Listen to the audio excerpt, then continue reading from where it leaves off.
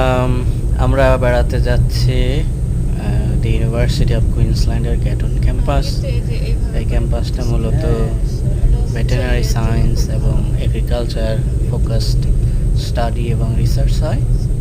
এটা খুবই একটা রিজনাল এরিয়ায়, যার কারণে বিভিন্ন প্রাকৃতিক সৌন্দর্য অবলোকন করার সুযোগ আছে, যেগুলো শহরে হয়তো বিদ্যমান নয়। আপনি যদি বিভিন্ন দিকে তাকান দেখবেন যে এগ্রিকালচারাল ফিল্ড, সেখানে বিভিন্ন রকমের চাষাবাদ, যেমন আমি লক্ষ্য করলাম ওকরা, তারপরে বিভিন্ন ভেজি এবং প্লান্টস, এগুলো দেখার সুযোগ আছে। এবং এটা খুবই মাউন্টেন বেষ্টিত এলাকা।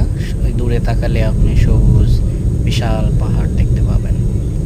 তো শহরের কোলাহল থেকে মাঝে মাঝে এরকম গ্রামের দিকে অথবা রিজনাল সিটি বা ভিলেজ, সেই দিকে যদি আমরা বেড়াতে যাই তাহলে মনটা ভালো হয়।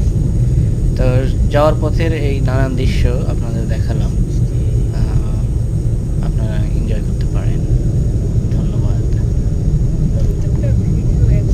ক্রিক দেখো কোথায় চলে আসছে। এই ক্রিকটা আমরা ওই অক্সলিতে দেখছি।